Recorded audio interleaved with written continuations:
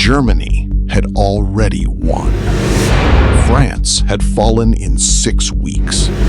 Britain was isolated, exhausted, and begging for American help that wasn't coming.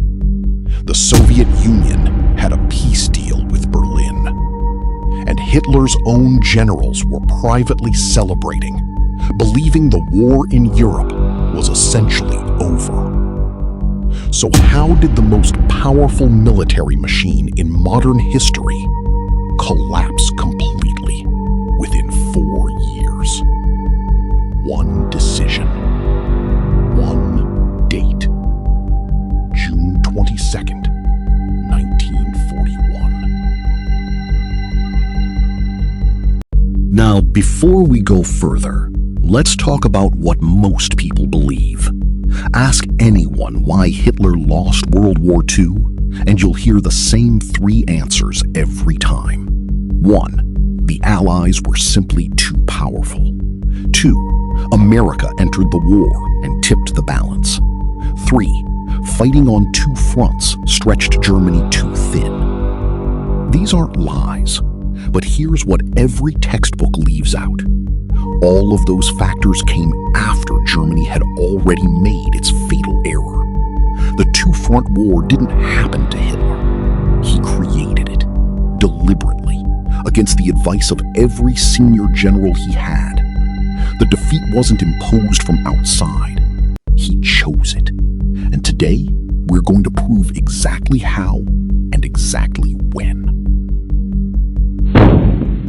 On June 22nd, 1941, Hitler launched the largest military invasion in all of human history. 3 million soldiers, 3,500 tanks, 700,000 horses, across an 1,800-mile front stretching from the Baltic Sea in the north to the Black Sea in the south. All of it directed at one target, the Soviet Union. Now here is what makes this so extraordinary. General Franz Halder, chief of the German Army General Staff, one of the most experienced military minds in Europe, had written in his war diary months earlier that invading the Soviet Union before neutralizing Britain was, in his words, strategically indefensible. Field Marshal Gerd von Rundstedt called it a dangerous overreach. Even Hitler's close ally, Italian dictator Mussolini, privately expressed alarm. Hitler overruled every single one of them.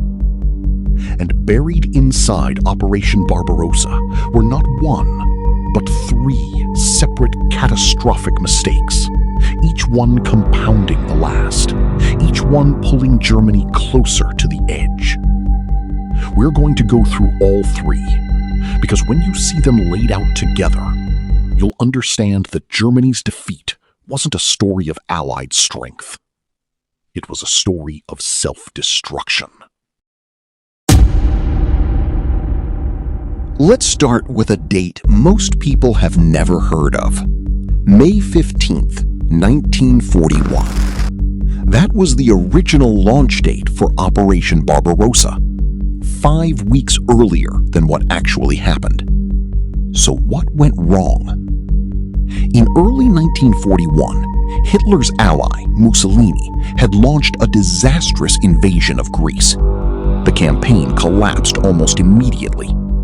Hitler, embarrassed and strategically exposed, was forced to divert significant Wehrmacht forces away from Barbarossa preparations to bail out the Italians in Greece and Yugoslavia. The Balkan campaign was successful, but it cost Germany 5 critical weeks. Now, why does 5 weeks matter so much? Because of what happens in Russia in November. German Army Group Center, the most powerful of the 3 invasion forces, reached the outskirts of Moscow in late November 1941. Their advanced scouts could reportedly see the spires of the Kremlin through binoculars. And then the temperature dropped to minus 40 degrees Celsius. Weapons froze, Tank engines seized. Artillery shells failed to fire properly in the cold.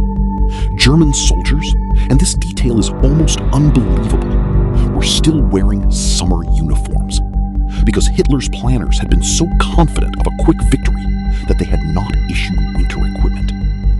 The German soldier standing within sight of Moscow in December 1941 had the same uniform he had been issued in June. Meanwhile, the Soviet Union was bringing in fresh, fully winter-equipped divisions from Siberia, soldiers who had been stationed on the border with Japan and were now released because Soviet intelligence had confirmed Japan would not attack Russia from the east. Those Siberian divisions counterattacked in December 1941 and pushed the Germans back from Moscow. The city never fell. If Barbarossa had launched on May 15th as originally planned, those 5 extra weeks of fighting weather might have changed the outcome at Moscow entirely. Military historians debate exactly how much difference it would have made, but the consensus is clear. The delay was costly, and it was entirely avoidable. Hitler's decision to rescue Mussolini in the Balkans cost him the Russian winter. Now here is where the story gets even more painful. By August 1941, just 2 months into Barbarossa, something remarkable had happened. German Army Group Center had advanced hundreds of miles into Soviet territory. The Red Army was reeling. Entire Soviet armies were being surrounded and destroyed in massive encirclements. And General Heinz Guderian, Germany's greatest tank commander, the man who had personally designed Germany's Blitzkrieg doctrine, was positioned to drive directly toward Moscow. Guderian believed that taking Moscow before winter was not just possible, it was essential. Moscow was not merely a symbolic capital, it was the central hub of the entire Soviet rail network. Every major railway line in Western Russia converged on Moscow. Capturing it would cripple Soviet logistics and potentially collapse organized resistance. Guderian went directly to Hitler. He argued his case with maps, intelligence reports, and military logic. Hitler said no. Instead, Hitler ordered Guderian's panzer forces diverted south into Ukraine. The goal was the Dnieper River Basin, the agricultural heartland of the Soviet Union, and beyond that, the Caucasus oil fields. Hitler's economic logic was not entirely irrational. Germany desperately needed Soviet resources for a prolonged war effort. The oil fields of Baku were critical. But the military cost was catastrophic. Army Group Center lost its momentum entirely. The autumn mud season, which the Russians call the Rasputitsa, literally the time without roads, arrived in October, turning the entire front into an impassable swamp of mud that swallowed tanks and trucks whole. When Operation Typhoon, the final push toward Moscow, finally launched in October 1941, the Germans were fighting against time, mud, and eventually snow. They came agonizingly close, but they never took the city. Guderian later wrote in his memoirs, and this is remarkable, that the August diversion was the single decision that made German defeat inevitable. Not Stalingrad in 1943, not D-Day in 1944. August 1941. A decision made by Hitler alone against the unanimous advice of his field commanders. December 7th, 1941. Japan attacks Pearl Harbor. The United States, which had been carefully neutral, is now in a state of war with Japan. The American public is furious. Congress declares war on Japan within 24 hours. At this moment, Adolf Hitler faces a choice. The Tripartite Pact, Germany's alliance treaty with Japan and Italy, contained a specific clause. Germany was only obligated to defend Japan if Japan was attacked by another power.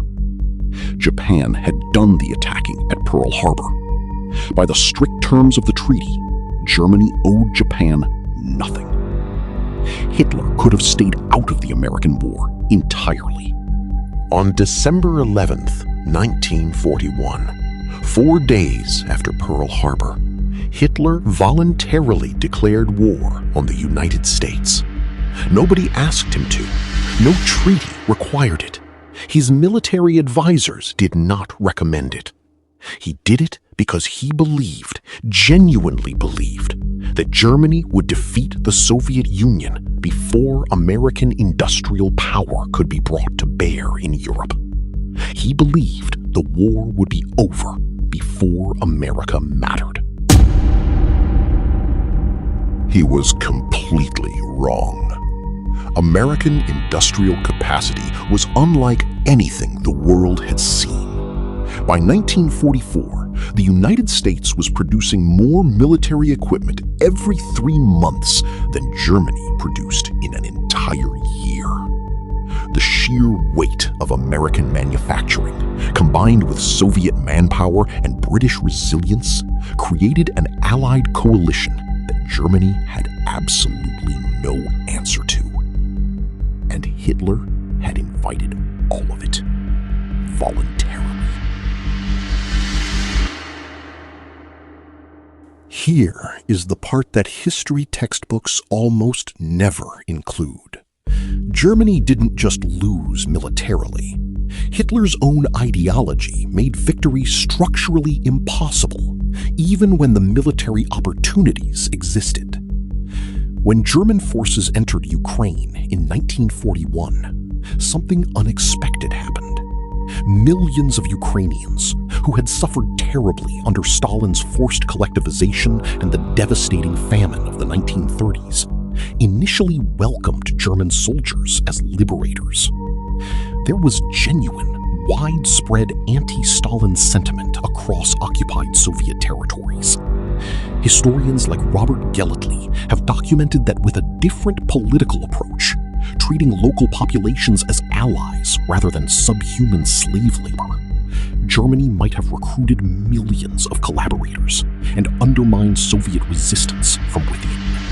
Instead, German occupation policies were systematically brutal. Mass starvations were engineered. Villages were burned. Populations were enslaved or murdered. The result? Those same Ukrainians who had initially welcomed Germany became partisan fighters, saboteurs, and resistors. Hitler's racial ideology turned potential allies into determined enemies and extended the war by years. His generals understood this. Several of them tried to implement more humane occupation policies and were overruled or dismissed. Hitler didn't just make bad military decisions. His worldview made good decisions impossible. The man who created the most powerful army in modern Europe destroyed it, decision by decision, with his own hands. So let's bring this all together. Germany entered World War II with genuine military advantages: speed, training, tactical innovation, and momentum. In 1940, a German victory, or at minimum a negotiated peace, was not fantasy. It was a realistic possibility that kept Winston Churchill awake at night. What destroyed those advantages? A 5-week delay caused by a Balkan sideshow that cost Germany the Russian winter. An August diversion that robbed Germany's best tank commander of his momentum toward Moscow at the decisive moment. A voluntary declaration of war against the world's largest industrial economy, when there was absolutely no obligation to do so. And an ideology so brutal that it unified every population it touched against Germany, turning occupied peoples into resistance fighters rather than collaborators. Every single one of these decisions was made by Hitler, against advice, against evidence, against military logic. History likes to tell us that good defeats evil because good is stronger. The truth of World War II is more complicated and more important. Germany lost because one man's ego consistently overruled reality. And reality, eventually, always wins. That is a lesson that goes far beyond 1945.